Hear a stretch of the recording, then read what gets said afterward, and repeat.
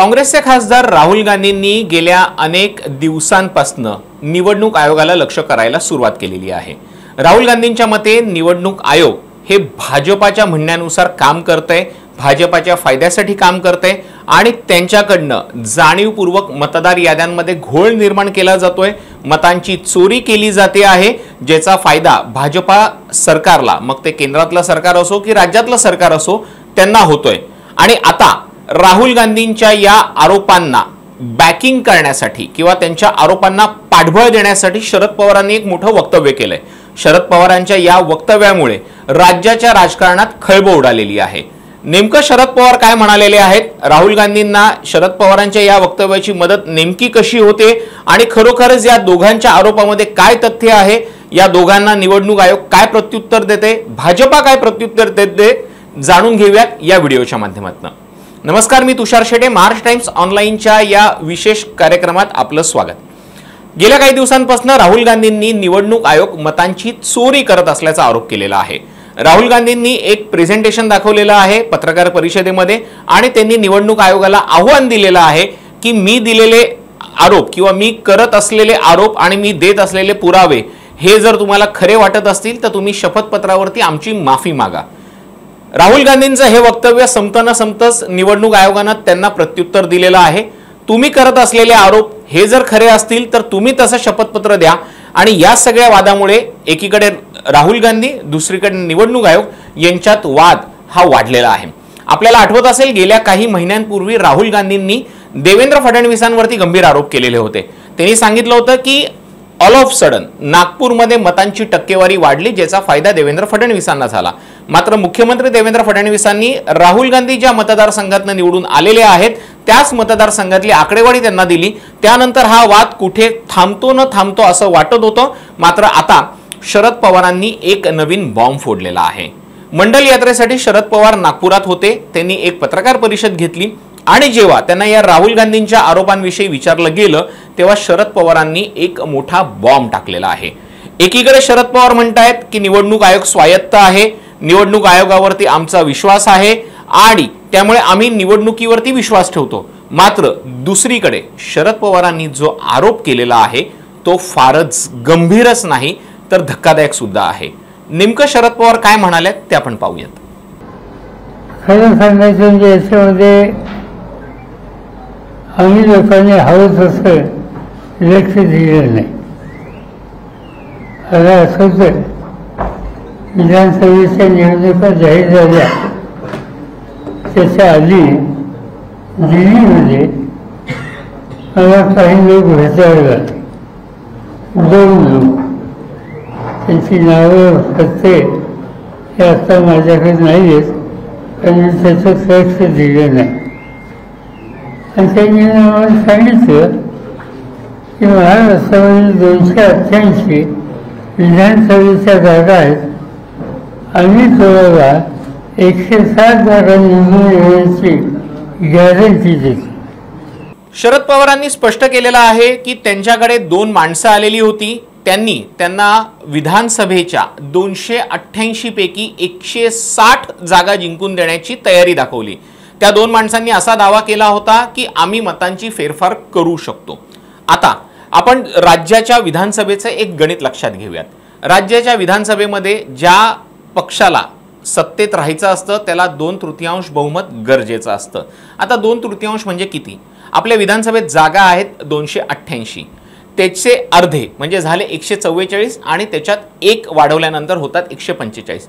म्हणजे ज्या कोणत्या राजकीय पक्षाकडे 145 आमदार असतील तो पक्ष राज्यात सत्तेत बसू शकतो। हे इतकं साधं सोपं गणित।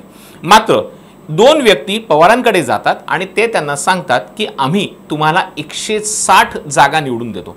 याचा अर्थ स्पष्ट होतो की अशा दोन व्यक्ती या संपूर्ण महाराष्ट्राचं राजकारण एका दिशेने नेऊन सेट करू शकतात आणि त्यांना हवा तो राजकीय पक्ष सत्तेत आणू शकतात।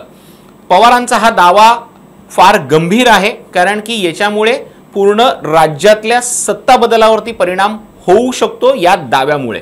मात्र पवारांच्या या दाव्याला भाजपानं खोडून काढलेलं आहे। पवारांसारख्या ज्येष्ठ माणसानं असं हास्यास्पद बोलणं हे चुकीचं असल्याचं मत भाजपाच्या नेत्यांनी व्यक्त केलेलं आहे। आता पुन्हा एकदा आपण जाऊयात पवारांच्या दाव्याकडे। जर बघितलं की राज्यातल्या 288 पैकी 160 जागा या जर मॅन्युप्युलेट होत असतील, त्यांच्यामध्ये जर बदल घडत असतील आणि तिथून जर ते जिंकून देत असतील तर काय? पवारांनी पुढे असंही म्हटलंय की माझा निवडणूक आयोगावरती विश्वास होता म्हणून मी या गोष्टींकडे दुर्लक्ष केलं, पण या व्यक्तींची भेट मी राहुल गांधींची घालून दिली। आता हेच वाक्य मी तुम्हाला परत ऐकवतो आहे जेणेकरून तुमचं कन्फ्युजन होणार नाही। ते झाल्याच्या नंतर त्या लोकांची आणि राहुल गांधी यांची निवड झाली, त्या लोकांना जे काही म्हणायचं होतं ते राहुल गांधींच्या समोर म्हणलं, पण राहुल गांधींचं माझं मत या कामात आपण लक्ष देऊ नये, हा आपला रस्ता नाही, आपण लोकांच्याकडे जाऊ आणि लोकांचा हात ठेवला वेळ कसा होईल हा निर्णय आम्ही घेतला आणि त्याकडे दुर्लक्ष। तर आपण पाहिलं पवारांनी स्पष्ट सांगितलेलं आहे की त्या दोन व्यक्तींची भेट मी राहुल गांधींची घडवून आणली। राहुल गांधी म्हणाले आपण जनतेचा कौल स्वीकारू, आपण त्यांच्या नादी नको लागूया। आता सगळ्यात महत्त्वाचा प्रश्न इथे एक उपस्थित होतोय, जर शरद पवारांसारख्या ज्येष्ठ नेत्याला या वक्तव्याला गांभीर्याने घ्यावंसं वाटत नव्हतं तर त्यांनी राहुल गांधींची भेट का घडवून आणली? म्हणजेच कुठेतरी काहीतरी साटलोटा आहे।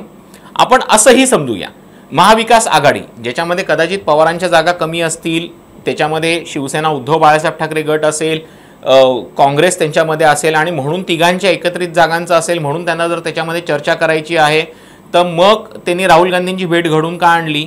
मग जर राहुल गांधींची भेट घडवून आणली तर मग उद्धव ठाकरेंची भेट का नाही घडवून आणली? असेही प्रश्न या निमित्तानं उपस्थित होत आहेत। आता ज्या पद्धतीनं राहुल गांधींनी निवडणूक आयोगावरती केंद्र सरकारवरती आरोप करायला सुरुवात केली, किंबहुना मतांच्या मुद्द्यांवरनं त्यांना धारेवर धरायला सुरुवात केली, तर भाजपाच्या नेत्यांनी असं उत्तर दिलेलं आहे की हे सगळं एक ठरवून चाललेलं आहे। भाजपा नेत्यांचा एक खूप चांगला शब्द आहे, खोटं बोल पण रेटून बोल। इतक्या त्वेषानं इतक्या जोमानं खोटं बोला की ते समोरच्याला खरं वाटलं पाहिजे, आणि आता ही तीच स्ट्रॅटेजी आहे असा दावा भाजपाच्या वतीनं केला जातोय। राहुल गांधींनी आतापर्यंत निवडणूक आयोगावरती अनेक आरोप केलेले होते, त्या सगळ्या आरोपांना निवडणूक आयोगानं खोडून काढलेलं होतं। निवडणूक आयोगानं राहुल गांधींना चर्चेसाठी येण्याचं निमंत्रण दिलं होतं, मात्र राहुल गांधी तिथे गेले नाहीत। आता एकीकडे राहुल गांधी एक पॉवरपॉईंट प्रेझेंटेशन करतायत, कुठे टक्केवारी वाढली, कुठे मतदार याद्यांमध्ये घोळ झाला, कशा ठिकाणची मतं अचानक कमी झाली, कुठल्या ठिकाणी ती अचानक वाढली, हे सगळं राहुल गांधी दाखवत आहेत।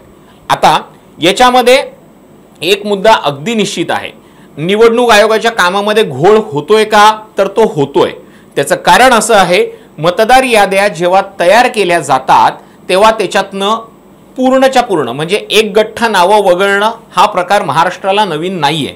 मात्र निवडणूक आयोग, मग ते भारत निवडणूक आयोग असेल, राज्य निवडणूक आयोग असेल, त्यांचं एक ठोकळेबाज उत्तर दिलेलं असतं, आमचा कर्मचारी तुमच्या घरी गेला होता, तुमचं घर बंद होतं, त्यामुळे आमच्या कर्मचाऱ्याला हे कळायला मार्ग नाही तुम्ही तिथे राहता की नाही। हे उत्तर हास्यास्पद आहे। असं नाहीये की निवडणूक आयोग जाणून बुजून कुठल्या राजकीय पक्षाला मदत करतोय का, पण अशा अनेक गोष्टी अनेक निवडणुकांमध्ये समोर आलेल्या आहेत की एकाच घरातल्या व्यक्तींपैकी जर 4 मतदार असतील तर एकाचं नाव मतदार यादीमध्ये आहे, दुसऱ्याचं नाव मतदार यादीमध्ये नाहीये, किंवा एका माणसाचं एका सदस्याचं मतदान हे एका मतदान केंद्रावरती आहे आणि दुसऱ्या सदस्याचं मतदान हे दुसऱ्याच कुठल्या तरी मतदान केंद्रावरती आहे। जर एखादी व्यक्ती एखाद्या घरात आपल्या कुटुंबासह राहते, ते एकाच घरात राहतायत, एकाच बिल्डिंगमध्ये राहतायत, एकाच सोसायटीमध्ये राहतायत, तर त्यांची नावं दुसऱ्या वॉर्डात किंवा दुसऱ्या प्रभागात किंवा दुसऱ्या मतदारसंघात कशी जाऊ शकतात याचं उत्तर अद्यापही निवडणूक आयोग देऊ शकलेलं नाहीये। निवडणूक आयोगाच्या वतीनं अनेकदा याद्यांमध्ये फेरफार केले जातात, ते समोरच्याला सांगत असतात, मात्र पुन्हा एकदा ही सरकारी प्रोसेस आहे आणि याच सरकारी प्रोसेसचा फायदा गैरफायदा काही लोक घेतात का, किंवा काही पक्ष या फायद्याला टार्गेट करण्याचा प्रयत्न करतायत का, असा प्रश्न या निमित्तानं होतो। भारत निवडणूक आयोगानं आतापर्यंत किती जरी दावे केले तरी आजपर्यंत अनेक लोक आपल्या मतदानाच्या अधिकारापासून वंचित राहिलेली आहेत, ही शक्यता नाकारता येत नाहीये, किंबहुना हे सत्य आहे। अनेकदा मतदान केंद्रावरती तुम्हाला गेल्यावर कळलं असेल की तुमच्या आधी कोणतरी तुमचं येऊन मतदान करून गेलेलं असतं, कारण की फोटो दुसऱ्याचा लागलेला असतो, नाव दुसऱ्याचा लागलेलं असतं। मग हे व्हेरिफिकेशन कोण करतं? हे व्हेरिफिकेशन करण्याची जबाबदारी कोणाची आहे? आणि याच भारत निवडणूक आयोगाच्या कामाच्या पद्धतीमध्ये ज्या तांत्रिक चुका होत आहेत, त्याच तांत्रिक चुकांना हायलाइट करण्याचं काम राजकीय पक्षांच्या वतीनं सुरू आहे का, असा प्रश्न या निमित्तानं पुन्हा एकदा निर्माण झालेला आहे।